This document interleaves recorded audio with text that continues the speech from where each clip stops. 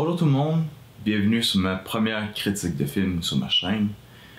Et aujourd'hui, quoi de mieux que d'ouvrir la page officiellement avec la critique sur le film Black Widow.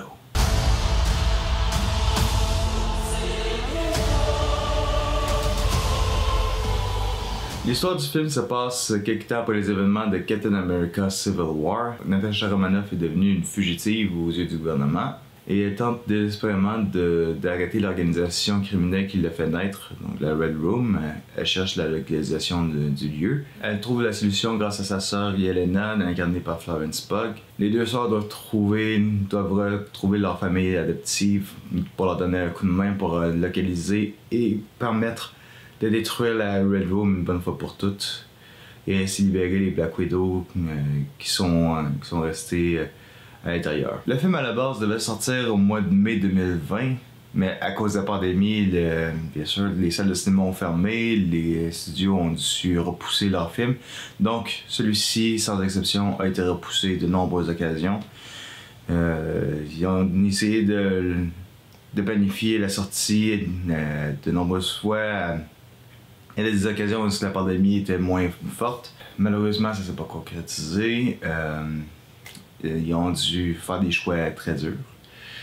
Donc, c'est maintenant cette année que le film est sorti en salle et sur Disney+. J'ai eu l'occasion de pouvoir le voir. Il y a beaucoup de choses qui m'ont plu avec Black Widow. Si c'est un film que j'attendais avec impatience, j'espérais qu'un jour un film sur l'origine de Black Widow sorte enfin, qu'on découvre ce personnage, ce magnifique personnage qui incarne Scarlett Johansson. Et je suis bien content que cette fois-ci, ils l'ont fait. Quelques petites choses qui m'ont déplu par rapport au film. Je vais commencer par au moins les bonnes choses que j'ai à dire. Donc, ce que j'ai aimé pas mal du film, c'est en gros toute cette grosse thématique-là sur la famille dysfonctionnelle, le fait que toute cette petite famille-là dysfonctionnelle, chacun a leurs petits soucis par rapport à leur passé. Florence Pugh qui a du mal à vivre émotionnellement. Elle voyait la famille qu'ils ont grandi ensemble comme étant une vraie famille et non une famille fonctionnelle, une famille fictive qui ont été en emploi du gouvernement. Pour elle, c'était vraiment sa famille à elle, et elle a voulu grandir dans cette famille-là au lieu d'être envoyée dans cette espèce de camp d'entraînement pour assassins et vivre les expériences traumatisantes qu'elle a vécues. Ainsi que David Harbour, on voit dans son personnage un homme qui... toute la grandeur du héros qui aurait pu être. Le Red Guardian, c'est la version Captain America russe, qui avait beaucoup d'espoir d'être l'homme le plus merveilleux qui aurait pu être, le super-héros qui aurait pu devenir s'il n'avait pas fait certaines erreurs dans son passé. Et ça vient le hanter. Et bien sûr, le traumatisme que Scarlett Johansson elle-même a vécu au courant de son existence, à force d'avoir été entraînée durement par l'équipe de la Red Room. Il fallait qu'elle soit entraînée strictement, était conditionnée. J'adore le fait que le film s'amuse avec ça, exploite plutôt le sujet en tant que tel, le traumatisme que ça a causé. Ils ouvrent le film avec un générique un peu particulier, un peu comme des films d'espionnage avec le petit générique avec les titres. Le choix de la musique Smells Like Teen Spirit de Nirvana, une version remixée. J'ai trouvé que c'était vraiment une idée vraiment intéressante qui me mettait vraiment en plein cœur de la thématique du film. Donc l'enfance volée, le traumatisme de l'expérience qu'ils ont vécu. Les erreurs de parcours de certains personnages. Je trouve fascinant le choix de la réalisatrice d'utiliser cette musique, pardon. C'était un choix vraiment judicieux pour moi. Ça sort de l'ordinaire comparativement aux autres films de Marvel qu'on a vus. J'ai adoré aussi le fait que pour la première fois, on voit aucunement les super-héros apparaître. On relaye plus des Avengers.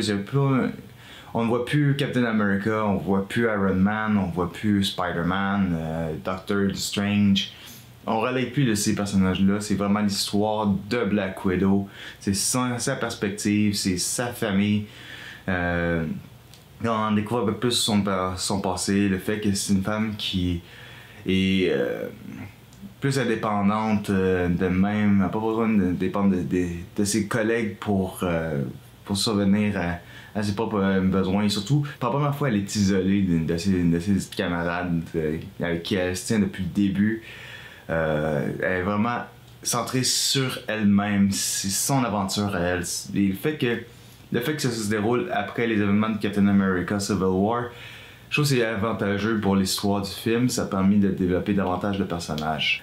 J'ai adoré aussi le personnage de Taskmaster, un personnage fantastique, une formidable adversaire qui est capable de mimiquer chacun des mouvements des super-héros et de pouvoir contrecarrer leurs coups. J'ai adoré le fait que sur la visière, tu avais cette espèce de petite caméra en plein centre avec un écran qui scanne les gestes comme dans train de calculer avec précision les pourcentages des mouvements qu'elle compte faire.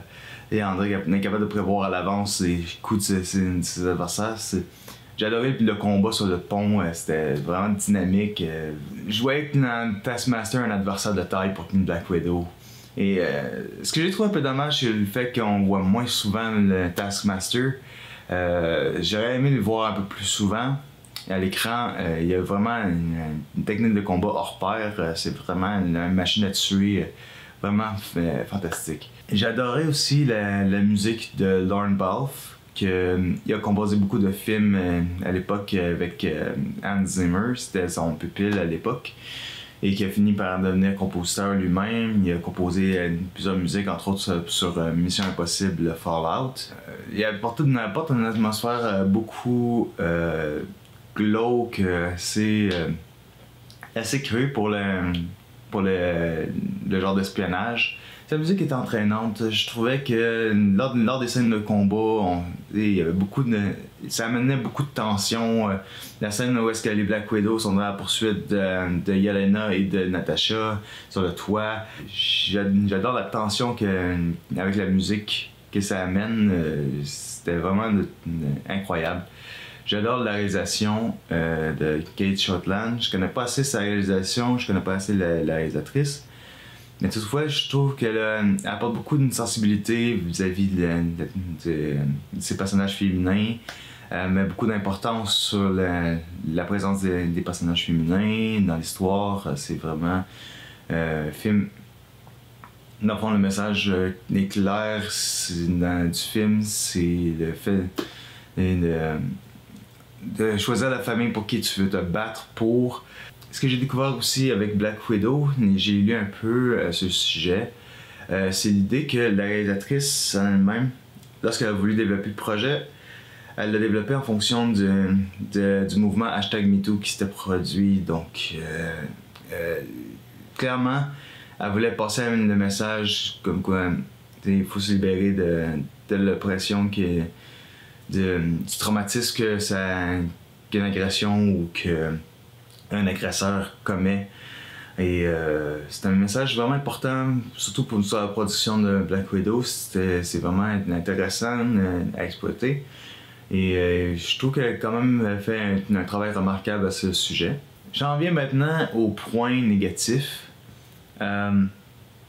Ça tourne vraiment à la question du timing. Pour un film de Black Widow, le fait de l'avoir tourné 5 ans après les événements, alors qu'on connaît déjà le sort du personnage, je trouve que c'est ce qui fait mal, en fait, avec l'histoire. L'idée de le sortir après la phase 4, c'est supposé entamer la phase 4 de Marvel.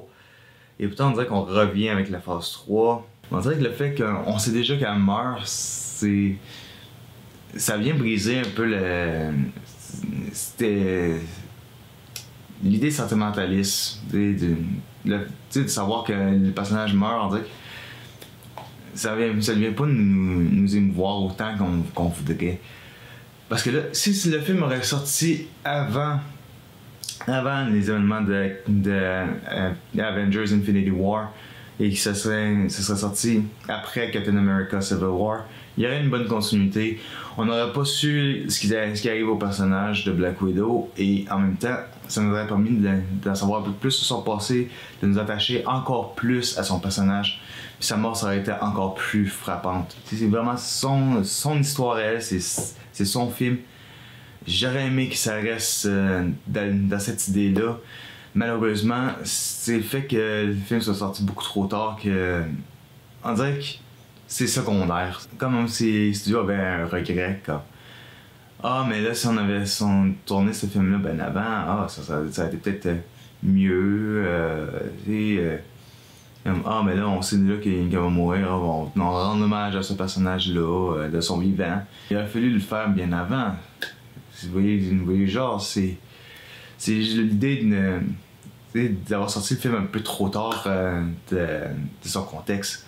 Ça a été encore plus émouvant, ça aurait permis au personnage de se redeemer.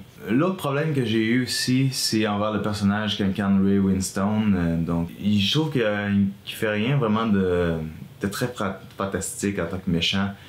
On dirait un véritable fonctionnaire mégalomane qui juste forme des assassins à son compte, mais on connaît pas ses objectifs, on connaît rien de son passé, ça n'a jamais vraiment été exploité.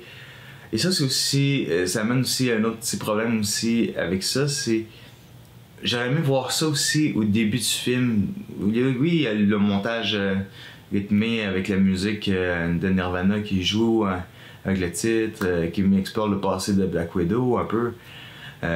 Certes, on voit certains détails du passé de Black Widow, mais c'est jamais exploré vraiment et ça fait en sorte que c'est un personnage médiocre. À mes yeux, c'est un des mauvais méchants qu'on a vu. Jamais vraiment fortement intéressant. J'ai aimé plus d'exploration sur le personnage. Ça va pas empêcher de jurer pareil le film. Certes, c'est un bon film d'espionnage très conscient de ce qu'il est. Ils savent que c'est le dernier film qu'on va voir Scarlett Johansson à l'écran. Certes, pas le dernier film de Black Widow qui va sortir, parce que je sais qu'une suite est en développement pour l'instant. Il n'y a rien de concret, mais je serais très content de voir une suite à Black Widow et que ce soit Florence Pugh qui prend le relève. Je trouve que c'est une actrice formidable. À plusieurs occasions, elle s'est surpassée, elle a volé la vedette à Scarlett Johansson au cours du film. Elle se moque de sa manière de prendre ses pauses.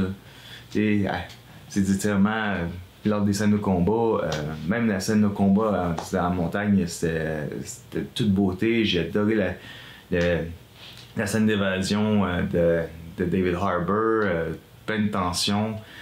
Les car chase, j'adorais ça. Beaucoup de tension avec les Taskmaster qui étaient à leur poursuite avec son gros véhicule. Vraiment, le film m'a beaucoup diverti, j'ai beaucoup aimé. J'adore les films d'espionnage. Et les scènes d'action sont bien chorégraphiées. À aucune occasion j'ai été ennuyé au courant du film. La tension est palpable à tout moment. Et on s'attache beaucoup au personnage. Je veux conclure en disant que j'ai eu beaucoup de plaisir à regarder Black Widow. C'est un film d'espionnage que je recommande fortement. Ça sort du film de super-héros typique qu'on voit avec les Avengers, avec Iron Man, avec Thor, etc. Je trouve que c'est un film vraiment divertissant, beaucoup d'actions trépidantes et vous ennuierez pas du tout sur Black Widow. Si vous avez l'occasion de le voir au cinéma, faites-le, ça vaut la peine. Et pour ça, je donne à Black Widow une note de 8 sur 10. Certes, il y a des défauts, mais il y a beaucoup de qualité dans ce film et vraiment, je suis très content d'avoir enfin l'occasion de découvrir pour la dernière fois le personnage de Black Widow. C'est tout ce que j'avais à dire sur le film. Je vous remercie beaucoup de m'avoir écouté et on se retrouve pour une prochaine vidéo critique de film. Donc, sur ça, je vous dis à vous tous, bon cinéma.